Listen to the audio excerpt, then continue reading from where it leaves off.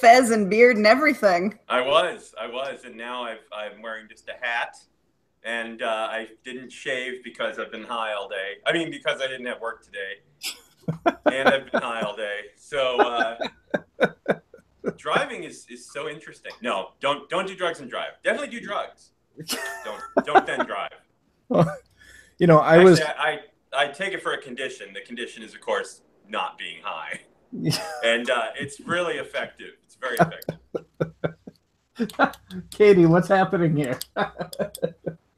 Sean, conservatives interrupting their time with 14-year-old boys to anyway. Oh, good God! Just kidding. It was a girl. I was starting to question that you were really the Sean that I remembered. Looking at you, I was like, man, this can't be him. You're so clean cut now. I know, you would think so, wouldn't you? Just shaving, and I have on my driver's license. I still have that giant beard. Okay, and it's like I call that like the random cavity check at the airport license. It's like Mr. Abdullah Hode. I'm like, no, just Mr. Hode. Ooh, Lance Armstrong is joining us.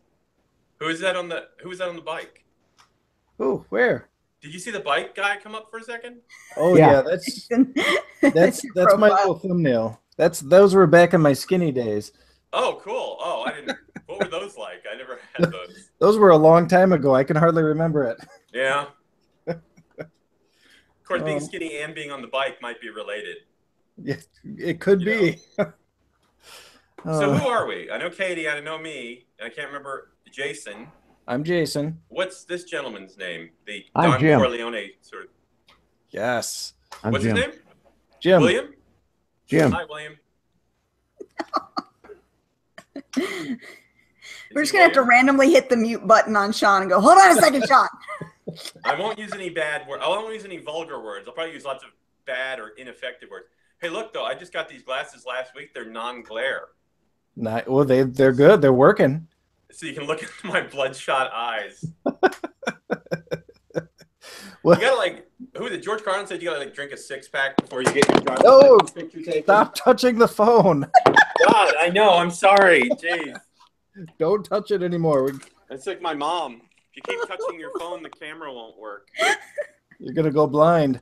You're gonna go. The camera will. The picture with the camera. Oh, good God! This is gonna be a fun show. This phone is truly precariously placed on this shelf. I want you to know that I'm risking it all for this. I wish you could take a picture of the camera or of the phone with another phone and send it to me. I didn't think it'd be like phoneception. That's right. You know what I need to do is just use this phone, but go real fast.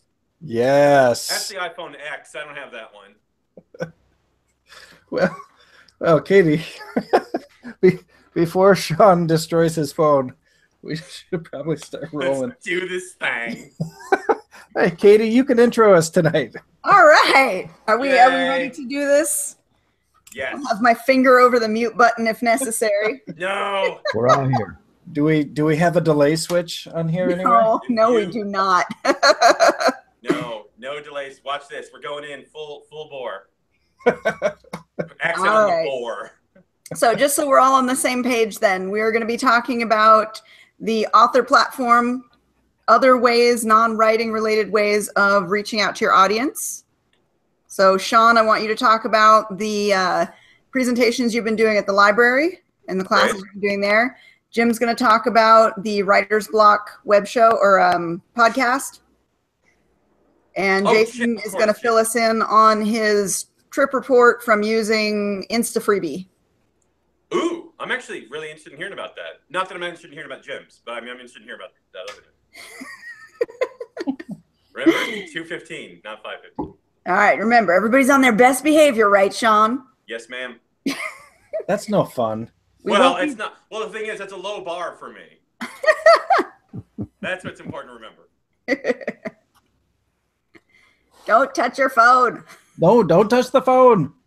Don't touch your phone. That was racist. Please excuse me. All right, glad guys. to see the diversity on this panel, by the way.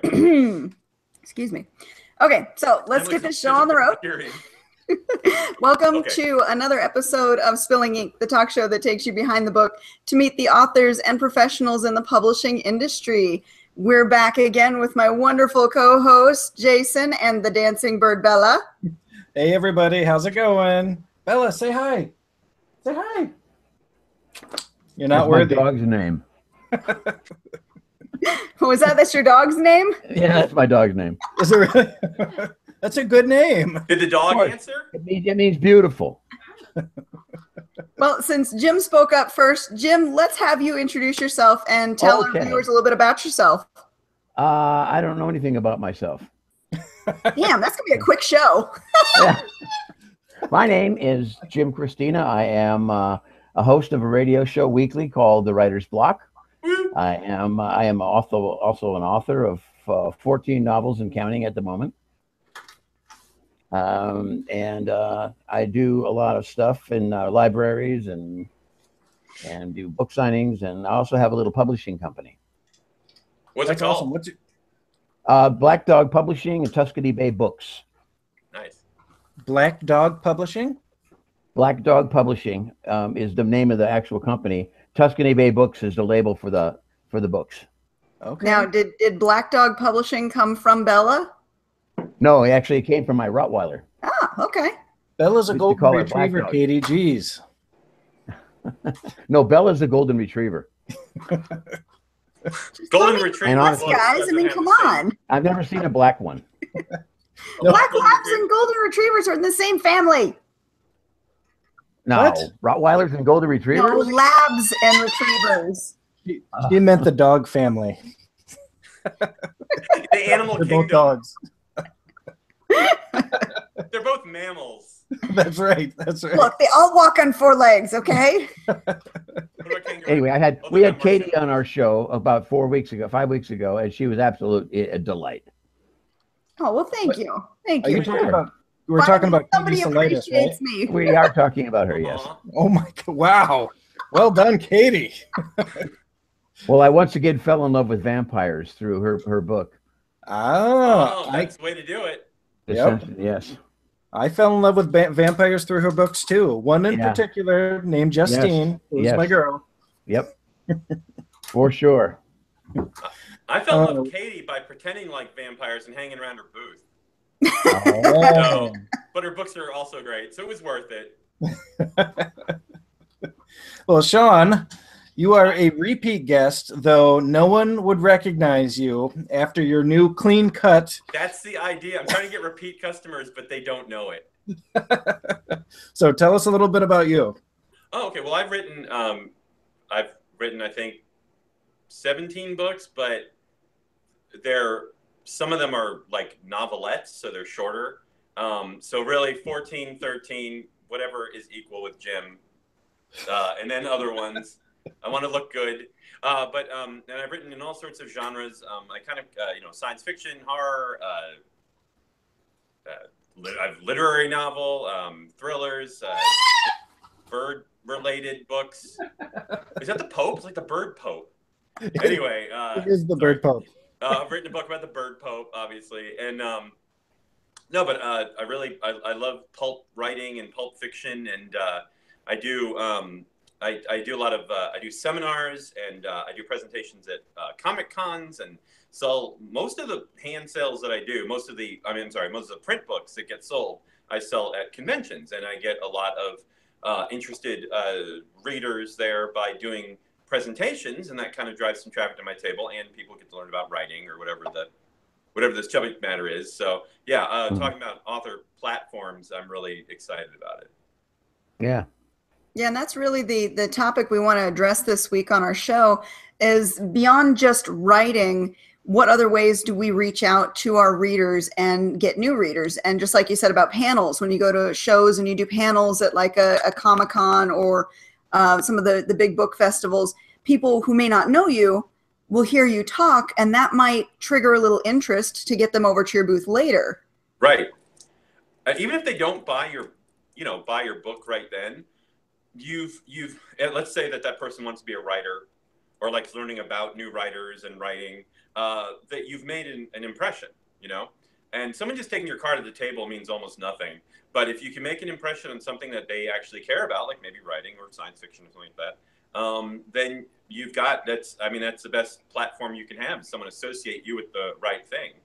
I write haikus at, on the spot haikus at some library events, and it's great. And we have a lot of fun, and, but it's not necessarily, it is writing, but it's not really linked to my books so much. So it's lots of fun, and it's getting my name out there and stuff, but it's not the same way that it is like doing something that's really fiction writing related. Well, in my new strategy, I think going into this next year is actually to be that I'm going to teach Bella, the dancing cockatoo, my one-line pitches for all my books. And I'm going to start taking her out in public. And so everyone who talks to her, she's going to be like, it's a zombie thriller plus arachnophobia. And so she's going to deliver the pitches for me. Oh, and why not? That's the only way you could make that sound less interesting. So I think it's that's when a bird has arachnophobia, that's saying something. Yeah.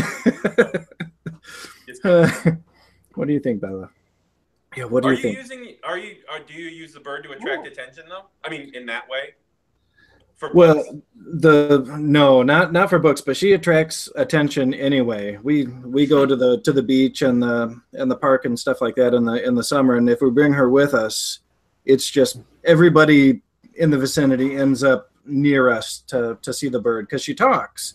And right. She loves to interact with children and talk to them and dance for them, and so right. Now, leaving the children out of it, I can show up without pants and get a lot of attention, but does it do anything for your books? Well, do you dance? I don't want to talk about that, really. Well, do you do anything with your books with the bird? I don't. No. You should? No. Maybe. Well, she could be on a book cover. I'll just have to write a story about an evil cockatoo. Yeah. I believe it.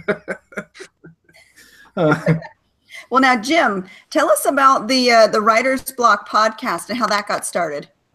2.5 years ago, we decided to put together a show for writers and poets, songwriters, script writers, screenwriters, playwrights, whatever, and give them an hour format to come in and talk about their work and what their process is. A lot of writers like to talk about their work, but they don't like to talk about how they get there. So we talk, as we did with you, Katie, we talk about, how your work, how you get your stories written and, what your day is like. And, it's getting stuff published and how you do that. And we go through the whole gamut with them. And our listeners right now are up almost 500,000. So we have goodly amount of listeners. Wow, that's awesome. Yeah.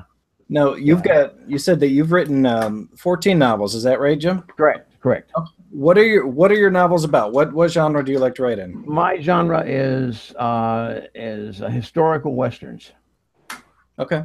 And they will all be, with all exception of one, are fiction, except they do have historical stuff taking place in them. So the one that is not fiction is called Bugles in the Sun. It's about the last 20 days leading up to the Battle of the Little Bighorn. Wow. It's seen through the troopers' eyes, not through the officers, not through history books, but through the actual troopers that were there. I want to read that. It's actually a pretty good book. Yes. You kind of get what I like about people like you who write Western or other things that use some historical data is that you don't have to, one of the things that,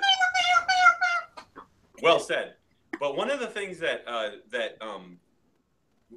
fiction writers get a lot is the so what factor, and I feel like when you incorporate historical things, because especially American Western history, people are fascinated with that. I know I am.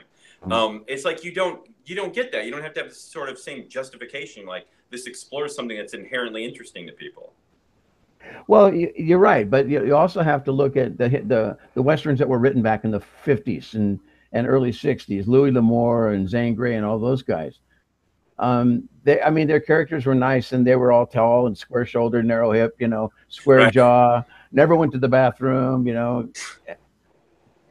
Those aren't my books. And my catchphrase is, if you're looking for Louis L'Amour, you won't find him here. Nice. My guys go to the bathroom, they get shot up, they're ugly, they're short, squat, fat. It's like You Elmore know. Leonard. I like Elmore Leonard's westerns. There's people. Yeah. They're just people, and you know, we try to put that across in every book I write. Is that these people are just everyday people, and it works pretty good. Now, did you? I'm sorry. Do you, when you're starting these westerns, are you kind of looking at actual events and drawing inspiration for those, or are they completely fictional? What I do is I pick the period, and I'll find events that happened within that time period, and then we'll incorporate the characters and stuff into the events as they go on. So, in fact, the one I just finished in April and now is up. It's going to be one of 4 required reading books for Citrus College in Glendora, California, history classes. It's called Jonah Blue, and it's a 10-year-old boy who runs away from his family's farm in Ohio in 1830, and he winds up hooking up with a mountain man on the Mississippi River and goes up into the mountains with him and becomes a mountain man. Wow. And that's like 6-7 months of research just to get that book written. And that was going to be my next question, is going into a big project like that, where do you even start with your research? How do you do that? What your interest is to start. Okay, you go and I did research the mountain men, and then I found out that they actually had called themselves Rocky Mountain Free Traders or Trappers, because there was also the trapping company trappers that were out there. The free trappers were the ones that were the most interesting because they did their own thing. They didn't really care about anybody else. Those other trappers were so corporate, man. You know? Well, they kind of were for their time. They kind of were for their time. I mean, you know, they would just come and dump off the furs and stuff that they did. They wouldn't make a whole lot of money because the company was already paying them a stipend. So they really didn't, you know, they would go to Rendezvous, get drunk and drink up all their profits and be gone. You know, the Rocky Mountain Free Trappers, they didn't do that. They kept furs in the back. They used to call them traders. And they would keep furs back. So if they ever needed to buy anything other than at Rendezvous, they had furs to trade for it. Now, there have been plenty of big Hollywood movies that are focused on early American history and Westerns. Is there anything that you've noticed in all your research that it seems like Hollywood is, or that people in general are consistently getting wrong or getting right about life in the Old West? Well, yeah, they get wrong more than they get it right. The thing the most is telling is that when you watch a Western, you see them galloping their horses everywhere, and they just didn't do that. That horse had to last that guy a lifetime. You know, if without a horse, you'd die because there was no way. They had no transportation.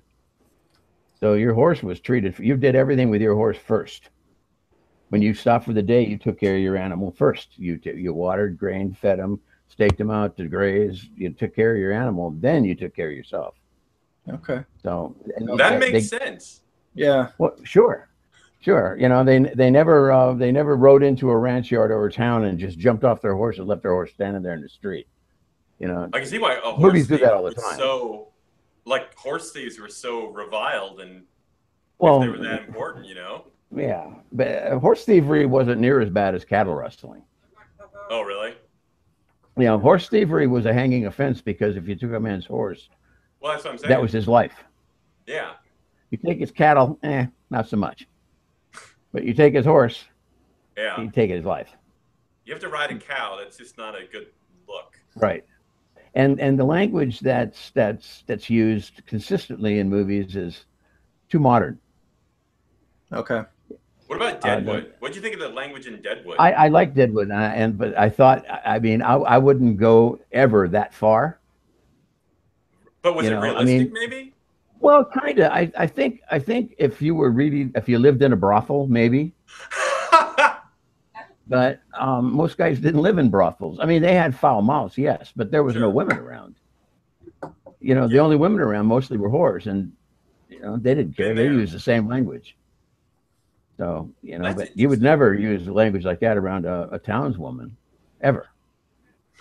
You know, that could get you killed. Oh yeah. You know. Well, and most of these guys stank I mean, they smelled bad. You know, they didn't know from washing. They would maybe jump in a river and rinse off occasionally, but with their clothes on, Huh. because that's how they got their clothes clean. You know, so What about the idea of, the gunslingers and the showdowns and stuff like that? Does any of that have any truth to it? No. No. I'm sorry, Jason. It just didn't exist. You're ruining Hollywood for me. Poor Jason. The harsh reality has ruined you. The gunfighters weren't gunfighters. Most people who lived by the gun were called gunmen, and they weren't fast draw artists. They were just deliberate, and that was more. You would find most of your gunplay was either alcohol or somebody deliberately shot somebody else for whatever reason. They had money or whatever reason. Huh. But it was more a walk up and shoot him than it was a draw out in the street. I think that happened one time with Wild Bill Hickok. That was it. Well, it's not particularly sporting, is it? No. No. No. But there wasn't a whole lot of sportsmanship. No, I guess.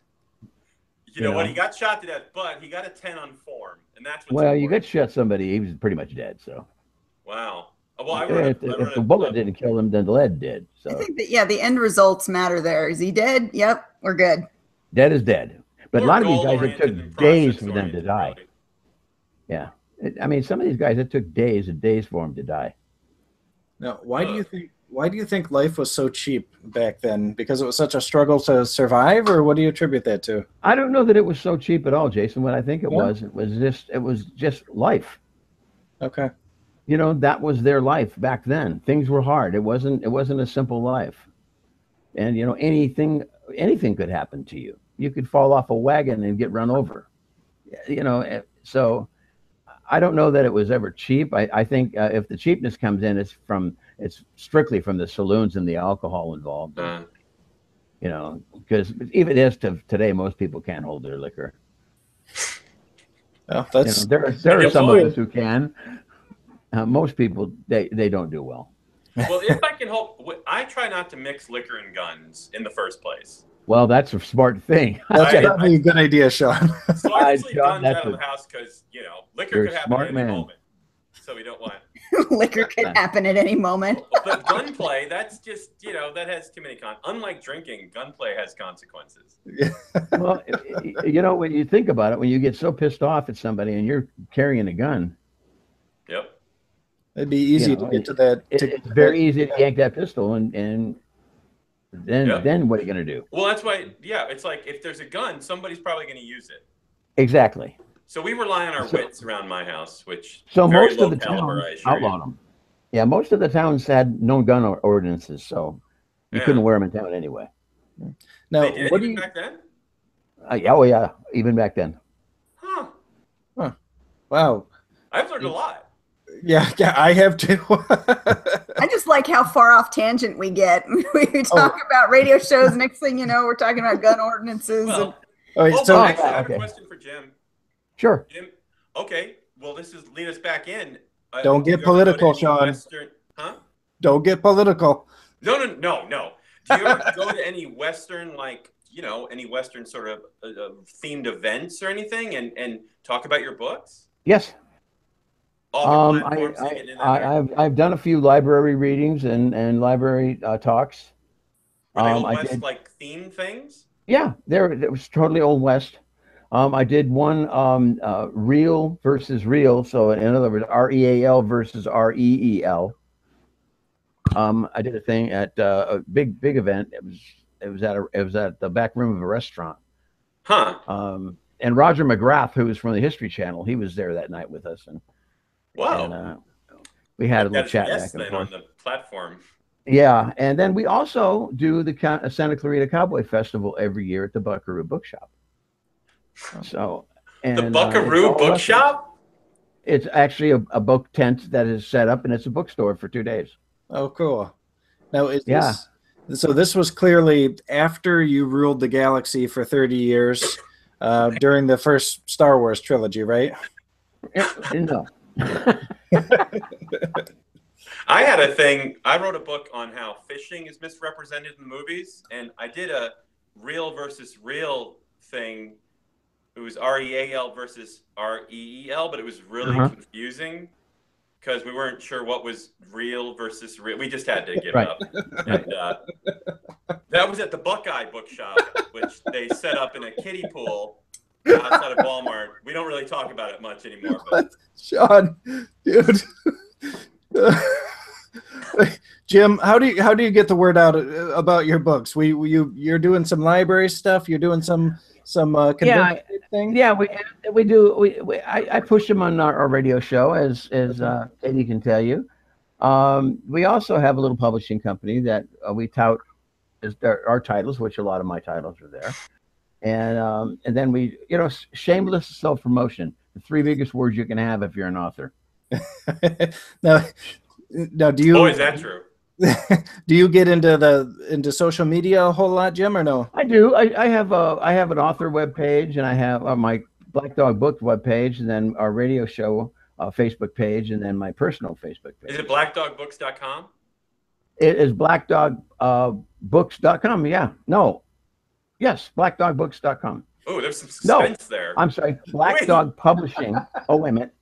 I'll get it. It's blackdogpublishing.co. Okay. Sean, did you send Jim some of whatever you were doing today? A little bit. Oh, No. It's I've been up since like 3 o'clock, so I'm high on life, and when I say life, I mean a pile of marijuana. But no, I'm kidding. No, Jim doesn't. No, I'm sure. Actually, you know what the hardest part though about making a movie about fishing is, right? The casting. Thank you.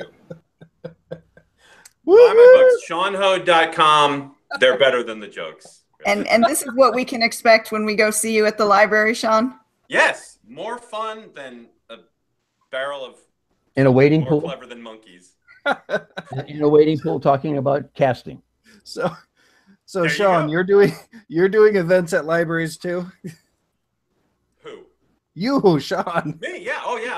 I do a lot of events there. I go to I was at the Vegas Valley Book Fair, book festival. I mean, past what? Katie, you were there.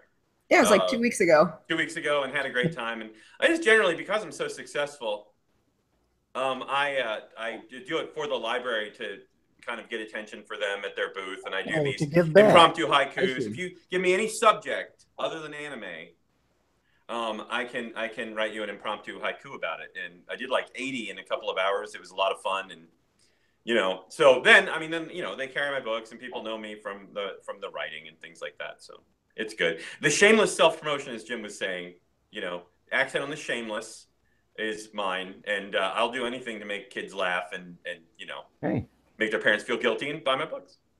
Shameless self-promotion. That's true. I mean, yours is required reading at a college. Mine isn't even required reading in my house. Well, that's only one that's required reading in a college. Oh, okay. You know what, though? The way that the market is, you almost have to do anything possible to get attention, to get people to look at your books. So, I mean, shameless, that's the word. You absolutely have to just say, screw it. I will do whatever it takes. If you're not willing to. Oh, I'm sorry. Oh, go ahead. I was going to say, if you're not willing to, there's another author in your genre who is. And oh, sure. Get books in hands. I mean, if you're a good writer, there's nothing to feel guilty about. Right. Yeah. And then of course there's Jason. That's right. But I'm so kidding. I love Jason. I'm just joking. Well, my newest experiment was actually suggested to us and outlined to us by one of our guests last week. And he was talking about reader magnets, which is, once you explain it, it seems really simple, but it was a term that I hadn't heard before. So I was like, oh, this is kind of cool. So the idea behind the reader magnet is that you have a short story or a excerpt from a novel, and you make that available for free for potential readers to download from your website or from book trafficking sites like InstaFreebie and BookFunnel. and you load it up with the links to your other books at the end and say, hey, if you like this, check out these other books.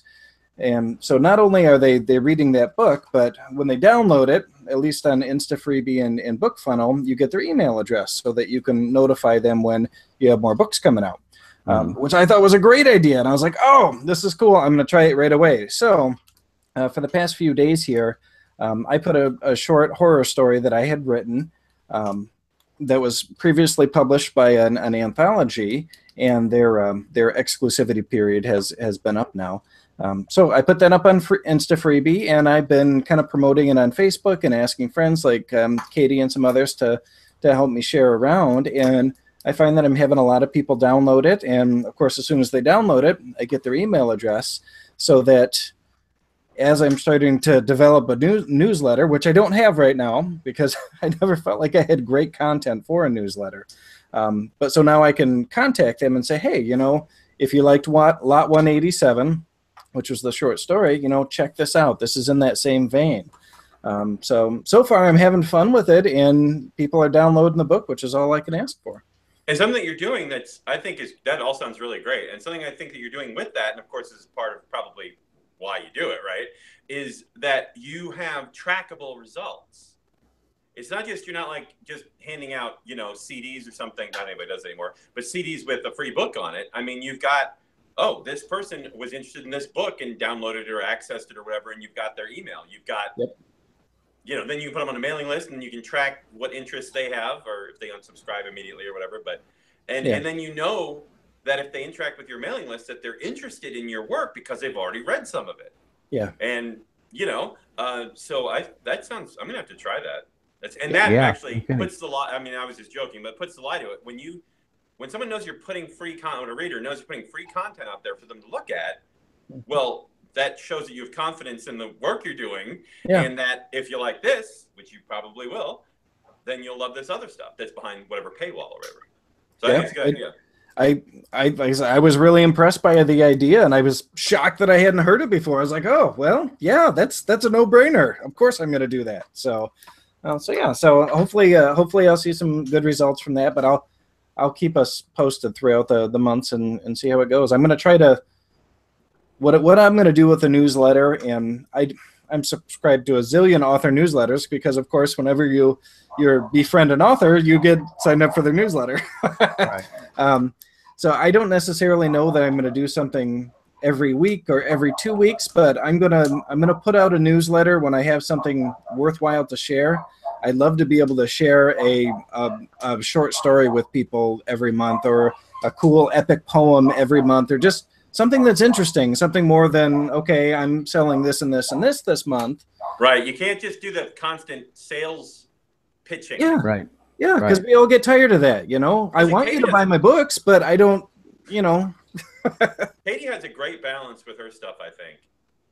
Katie? No. She has a great balance? No balance. The braids are balanced very well tonight. Wait. I thought you were back to the hair again. I must be thinking of someone else. I'm sorry. Sorry, Heidi. I'm just glad you brushed your hair today. That's all. Oh, there it is. Well, as we all know, Katie is terrible at doing that. Moving on. What was it? You guys called me a nest hair last week. My bird's nest I had going on last week. Dude, he's got birds on the mind there. No, I don't really have a balance anymore because I haven't been paying attention to my newsletter. But what Jason's talking about is absolutely correct. It's getting those people to sign up for the newsletter and then finding a way to filter them in. Now, step 2 on that process that we talked about last week was once you've got their email, then you create an automation. So you've got maybe 1 or 2 automatic emails that go out after they sign up that say, hey, thanks for reading such and such book. If you like this, here's some of my others.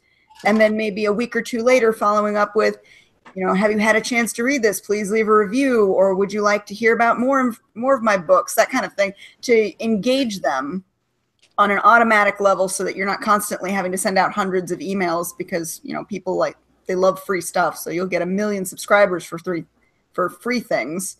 And that's a way to help filter them down into actual real readers. without having to maintain the weekly or monthly, however you want to do it, newsletter.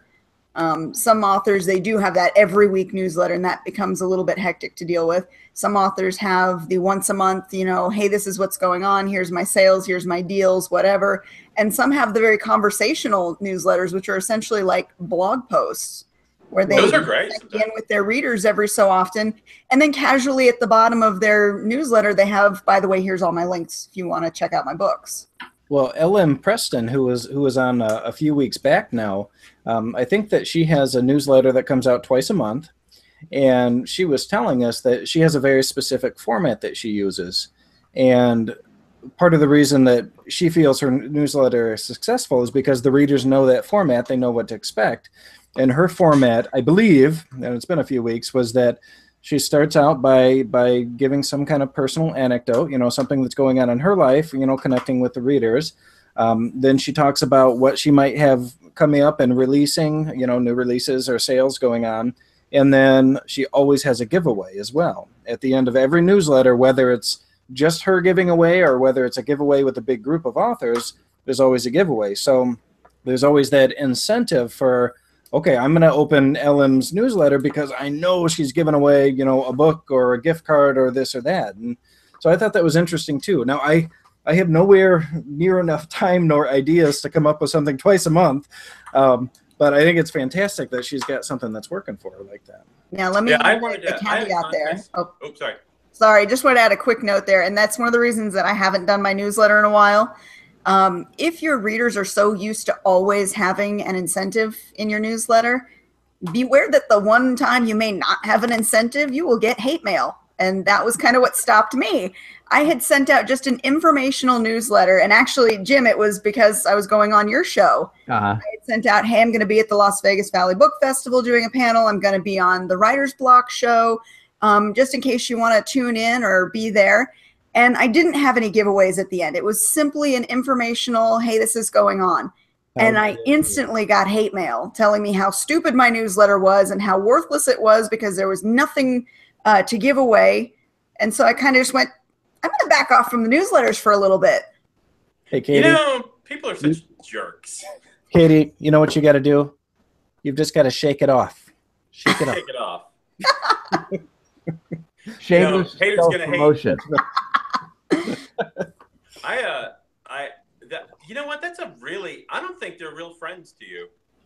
If, I mean, you don't need friends like that, frankly. Something tells me they weren't real readers. Yeah, I'm thinking, I had a contest at the end of my newsletter, and its first prize was one of my books. Second prize was 2 of my books, which was interesting, and people really responded to that by not even reading the blog entry. So I feel good about it. I'm not really sure why I brought that up, but What was third prize? 3 of your books? yes, yeah, it just goes on and on. It's a reverse lottery. So the idea here was to lose and get all of your books. I mean, that's my branding. So You know, I feel like, Sean, you need to team up with Jim and create a Western where it's the lone cowboy riding his horse very slowly through the desert being chased by Cthulhu. I feel like that someone has done that. By what? Cthulhu, man. I know you've got a Cthulhu over there. Why, as in this great book, Cthulhu Attacks by, it's me. Oh, yeah. But wait, wouldn't Cthulhu be powerless in the desert? No. Remember, he was trapped underwater. Yes. Not actually August Derleth, as we all know, considered him a water elemental, but that was a misunderstanding. Well, and see, Katie, the deal is that Nikola Tesla created these big towers that broadcast power into the sky for everyone to tap into. So Cthulhu taps into that electricity from the desert and uses it to chase this little gunman. Obviously. I have Tesla books. I mean, I'm working on a trilogy right now that my Kickstarter supporters are so interested in hearing about. But it's coming. It's coming. But yeah, but people have done the Western mashups are really fascinating because they've done with all sorts of things. Cowboys versus Aliens, weirdly, was not very good, but it was a great No. idea. Well, Did you Well, see it that could have one? been better. If you're just looking at it as a flashy action film, it was fun, but there wasn't much more to it than that. I don't think. No, and it wasn't even a fun action film. It was a kind of grim. But yeah, I like did you ever see did you guys I'm sorry, it wasn't a book, it was a movie, but Ravenous, did you ever see that movie, Jim? Yeah. It was No, set in the I don't recall. Was that Harvey Keitel, or who was that was in that?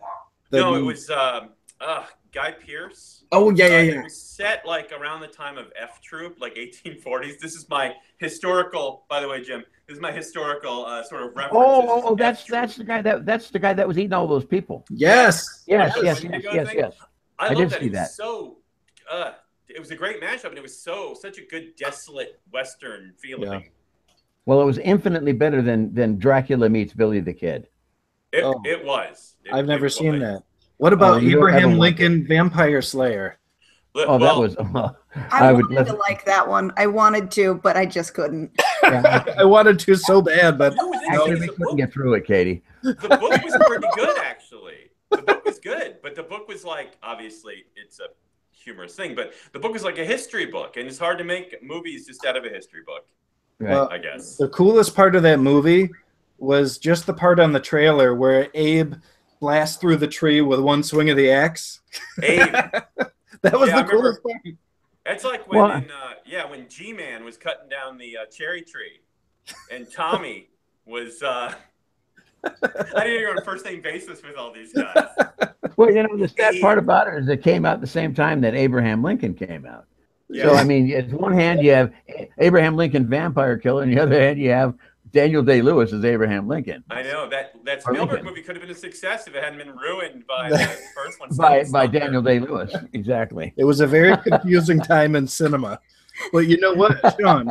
Abe and I are on a first name basis here, though. Every February, my birthday is in February. We have the BFF birthday bash because my friend Jason was also born in February, and well, I guess we never really researched it, but we think Abe was also born in February. So we always 12th.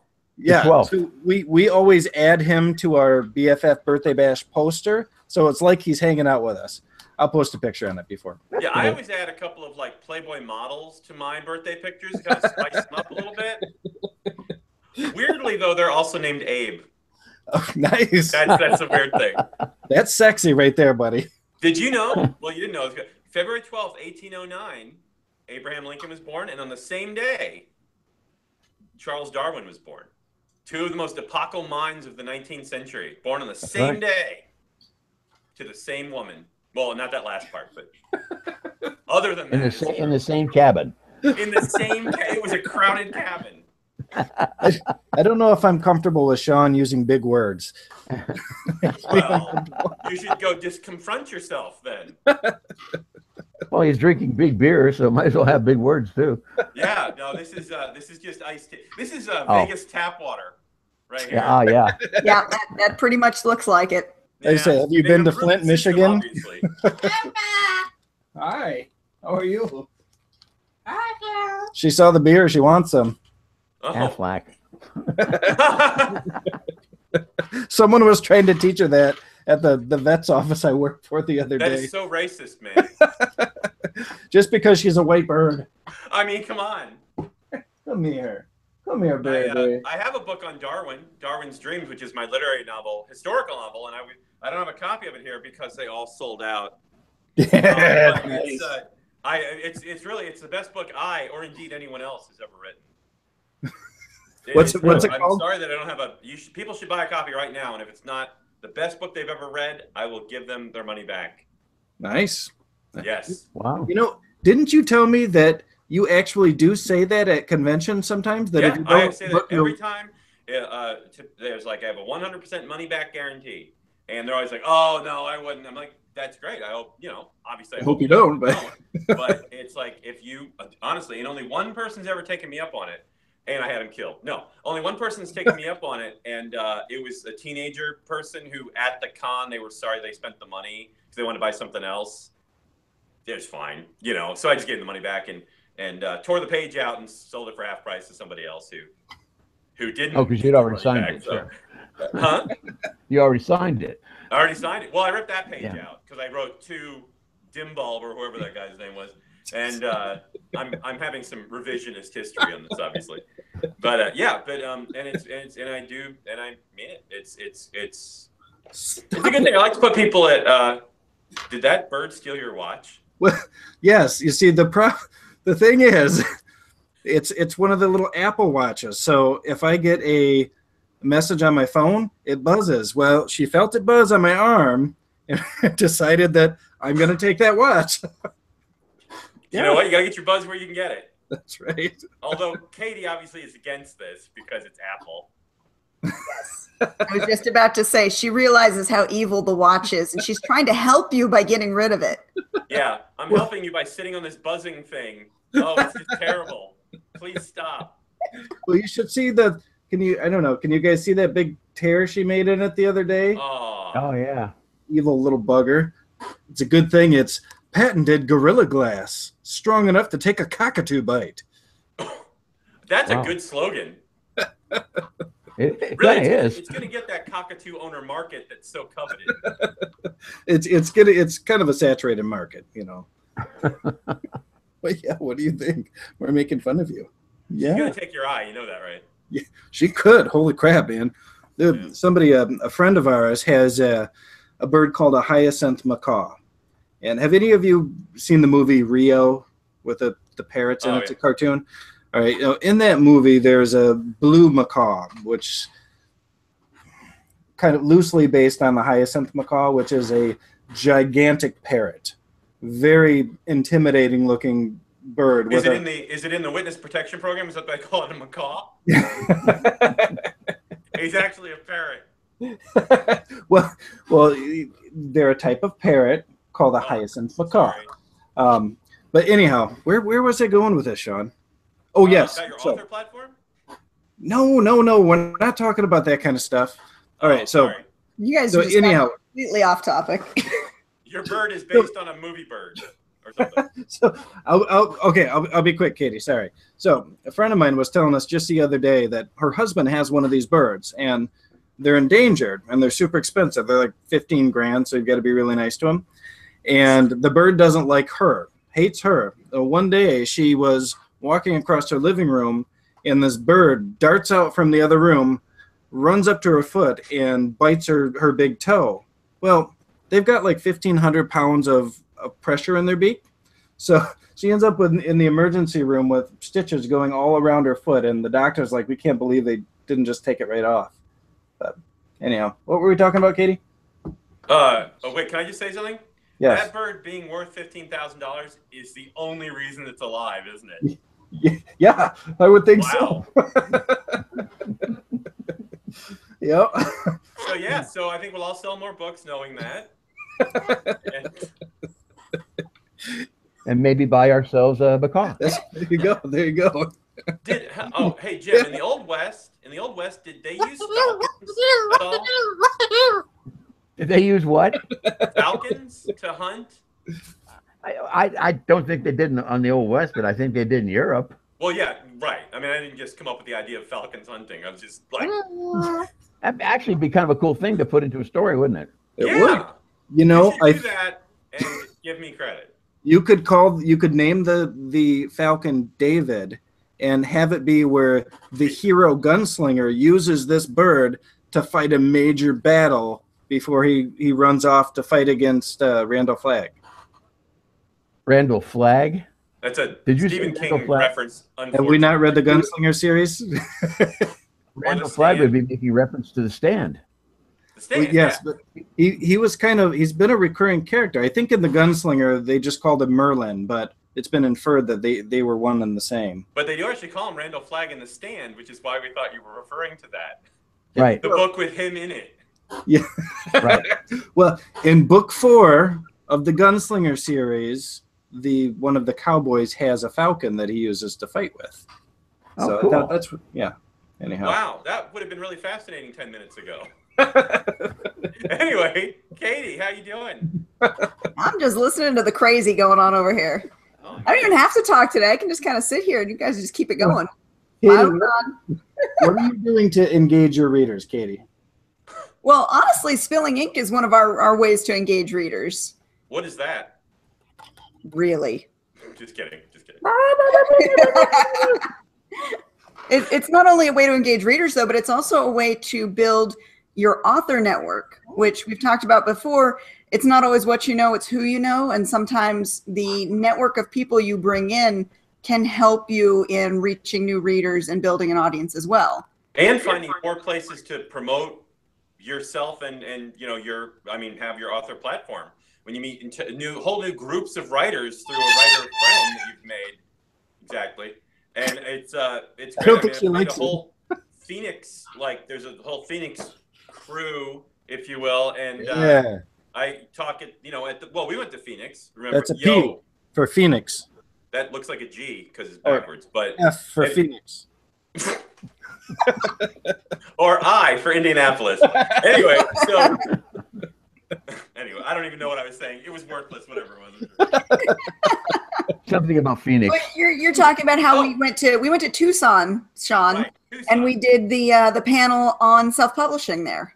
Right, and in Phoenix, yes, thank you. And in Phoenix, whoa. What happened? Whoa, shit. I mean, gosh. Wait a minute. What program is this? Oh, good Lord. Oh, no. I'm so sorry. Let me see. Am I still on the camera? Well, I don't know how things work. Really, oh, damn it, Apple. Really goofy looking picture of you. Wait, here we go. That is the best picture right there. What was it? It was you with glasses looking like, I don't know what you look like, man. Looking like I found a weasel in my shirt or something, yes. Like a homeless True guy. story. We'll talk about that later. There you go, Jim.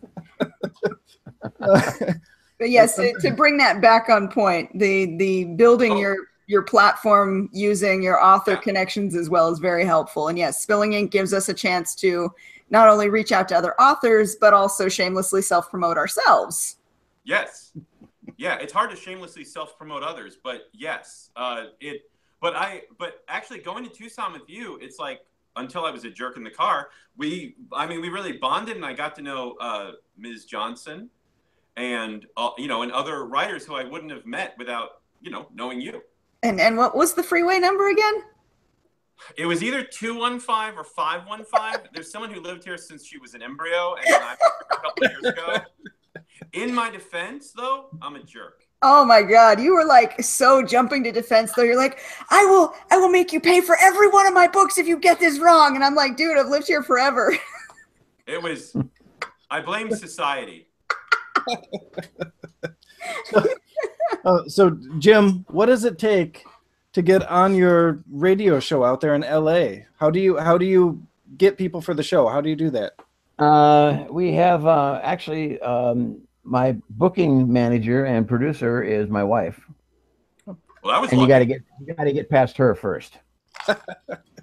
And she's pretty discerning, but right now we're taking applications for 2018. We're already booked up through April of next year.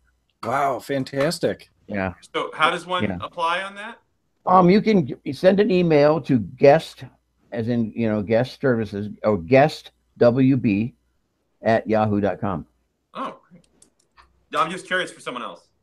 Now we'll put a link at the bottom of the video so that our people watching can easily access it once it goes. Yeah, and she right now she's not doing anything with any new writers until after December 1st. So, what's her name? She so you get on the waiting list.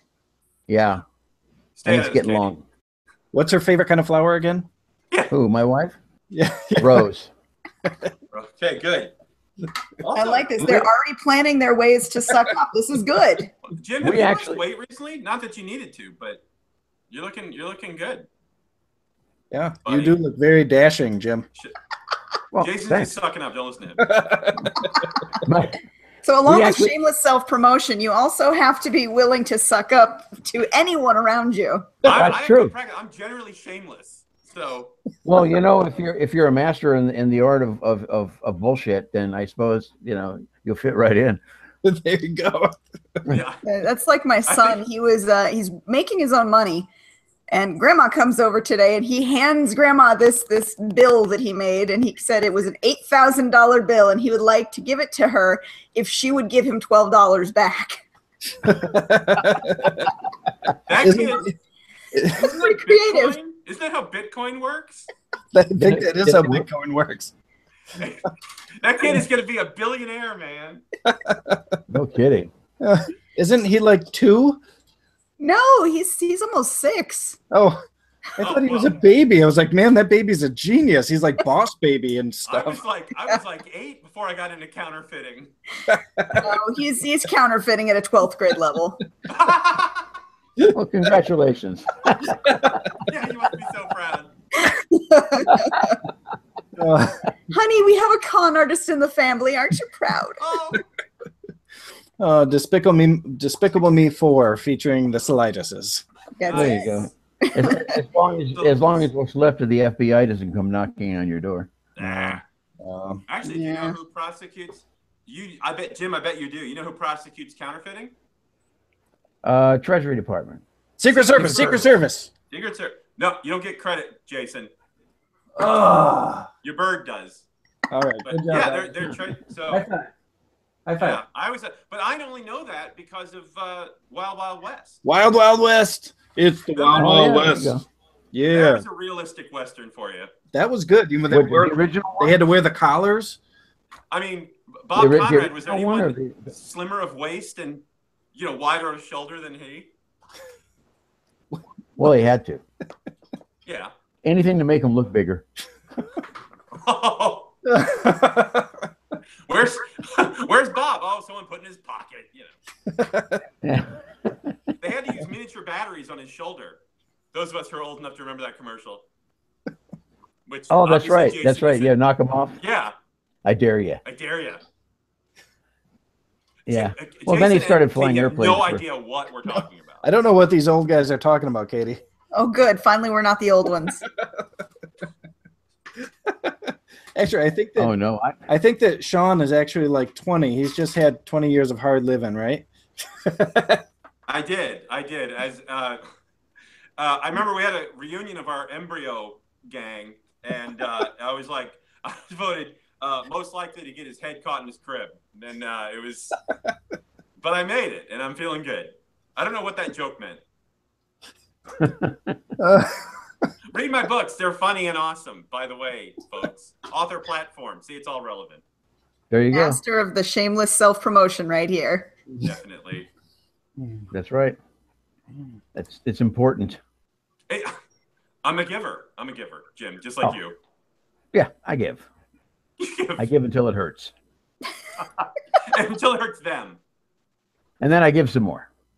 All right. Well, since we're coming towards the end of our hour here, let's finish up with both of you guys letting us know when your next appearances and or online shows will be so that we can clue our viewers in to find you next time. Sean, go for it. Wait. We never heard what Sean writes, though. We got to hear what he writes. Well, I was talking about, you may have joined us late, but I was talking about how I write genre fiction and kind of, I write a little bit of science fiction and I write Lovecraftian type stuff, Cthulhu. Actually, and I do a lot of historical research, and I really like to read the decadents like Oscar Wilde and Bobby Beardsley and stuff. And I have Absinthe and Arkham, which is decadent Lovecraftian stories, and other type things. And I just this is a Penny Dreadful, and yep, the attraction of the Penny Dreadful. Oh wait, we're going to the live cam. Dance, funny man, dance. But anyway, all the books are great, and they are. My name is not on this book. That's to increase sales. Anyway, but can you hear the bird screaming? Can you hear anything other than the bird? Is the question. She's screaming "Mama" because she wants my wife to come and say. What have you been doing to that bird? She's like, "Mama." Okay, man, it's kinky when you use a feather. It's perverted when you use the whole bird. Okay. Anyway, but I write genre stuff. I have a zombie book. I have zombies in Vegas. It's awesome. I have a Darwin literary novel. I have a couple of science fiction pulpy things under the name Hugo Nabokov. And they're all great. And come to seanho.com and you can see my Eternally in Process webpage. All right, now, Sean, can you tell us a little bit about what you write? Yes. Just you and me. Jason, come here. Jason. Hey, Sean, didn't you say you did some Pulp Fiction? Yes. Oh, anyway. So, yeah, I mean, I write, as I might have mentioned, science fiction and some horror and what else do I write? I don't even remember. There's so many books of such high quality, I can't even remember them all. But I have my Cthulhu books, and I also write. I have a cryptid novel under Hugo Nabokov. If you go to severedpress.com, and I recommend that you do, you'll find a lot of my books there under Hugo Nabokov, and also my Cthulhu books are there. Okay. In any case, my next thing that I'm doing after I get done here and have a nice cold shower is I'm going to be at the Henderson Library, the Green Valley branch, not Paseo Verde, and I'll be giving I'm giving a presentation and writing talk on an element. This week it's on setting, November 18th, Saturday at the Henderson Library, and I'm going to be probably live Facebooking it, probably. So there'll be lots of expletives and yeah, and I hope people will come. It's free and worth twice that much at least. Worth twice that much, okay. Yes, I like that. Yeah, the little addition there on the end. Thank you. All right, Jim, let's turn it back to you. What is coming up on your agenda? Well, I've got, of course, my shows next Thursday. And then I have a week off, and then I'm working on a new book, and I'm trying to put together a thing for a library here in Simi Valley, but they're not really open to anything right now. So library just went public, or private. So who knows? What? What does a private library do? I don't. Privately run. It doesn't belong to the city any longer. It's privately run. Huh. Oh, so they have different ideas on things. Okay. I bet they do. Sean, you look so nice. Look Anyway, at the shock on her face, man. I'm also trying to get the money together to put together an indie bookstore. That's just for indie writers and publishers. May he rest in peace. But the owner, one of the owners of the Amber Unicorn bookstore died just recently. Did you know that, guys? So that might be for sale. So I can talk to some people. Well, I want to hear towns. So. Are you not in Las Vegas? But no. Oh, I'm in Simi Valley, California. Oh, that okay. It'd be a bit of a commute then. Never mind. Yeah, it would be a huge commute. Sean, you look a little bit like Justin Timberlake from this angle. You do right now, yeah. That's why I'm doing this angle. Here, I'll do my Moby impression. There we go. Okay. Nice. Hey, you and I have the same haircut. Yes. Jim, get on that. You're embarrassing us with your hair. We're bringing sexy back. We No, the one embarrassing is Katie with her pigtails. Oh, Better than last week, though. Better than last week. He looks like one of those girls that would have hung out in the Old West that you were talking about earlier, Jim. Yeah. Put a headband and a feather, and she could sit there and scream "Wonka Tonka." That's awesome. I'm really glad you said that because I don't look as bad now, and that's important. That's it. I'm going back to the acid green wig next week. I'm telling you, the angle is slowly changing on you, Sean. I know. I'm trying to do something that doesn't have my quadruple chin. Well, it doesn't help. So I know. You used to have a beard that covered that. I know. Tell me about it. I have more chins in a Chinese phone book over here. But yeah, so I would like to thank the people who wrote that joke in the original Sanskrit, and wasn't that the Bloodhound Gang or something? Original Sanskrit. Oh. Yeah. All right, Katie. So, Katie, what are you going to be doing? We've just completely devolved into nonsense here. You invited me. Wait, is that bird doing like a Marlon Brando? Is it Stella? I think so. Every time that Sean Miranda was an talks, actor. she gets enraged. Bird rage. Well, I think it's since Sean said I could take my pants off, and the bird has been going, leave them on, leave them Leave on. them on, exactly. Well, I would take my pants off, and the bird would go, you call that a perch? Nice. Oh, she's dancing now. She likes that. Hey, that's right. Birds love humiliation, as you know. So do some writers. Yeah. Why else would we Yeah, do that? writers. People become writers because just being homeless, you get too much respect. That's right. No, I think most writers just love. You must have no. Most writers just love self-flagellation. Hey, leave Louis C.K. out of this. That's half of our job. Oh, damn, Sean. Wait, what's the other half? I never got to that part. Stella. She just says Stella. Stella! Oh, shit. Oh, Katie, well, what are you working on right now? Not a damn thing. She's writing a book about pigtail care. No, I'm in that dreadful waiting period where I've been submitting to agents and editors on my latest story, and it's hard to write when you're like wondering if your writing is worth it. Right. Yeah, I've always had that problem. So I mean, I'll get over the hump a little bit. I'm trying to push myself with Nano, but I've really not gotten much done.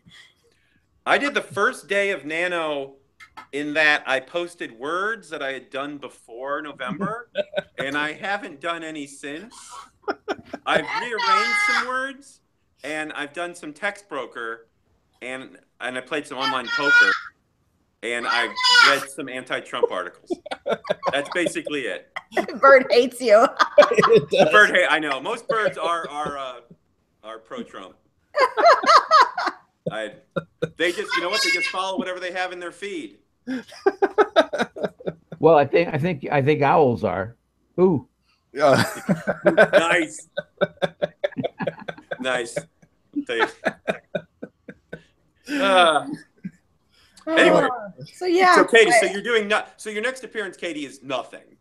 Actually, I don't have any appearances for the rest of this year. Hopefully next year I'll be able to get some bookings in. I love doing Comic-Cons. I like being able to get into that whole fantasy community and do some talks there, but I've got nothing on the books right now. Well, oh, sorry, go ahead. No, I was going to say, you can see me 5 days a week at the Kingdom Animal Hospital in Holland. Oh, you're breaking up. What? I'm going in a tunnel. Goodbye.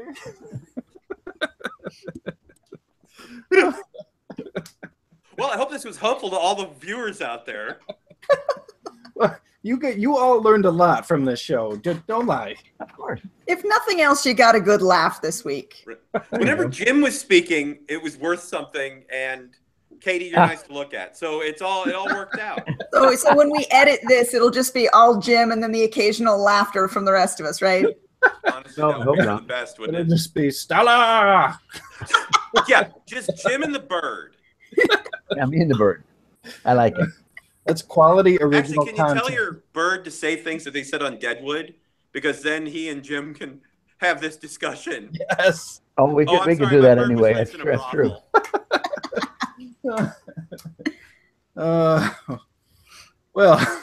Well, guys, we're about the end of our time tonight. This has been a fantastically fun show with you two. I had a great It has been time. fun. Jim, I'm looking up your stuff, man.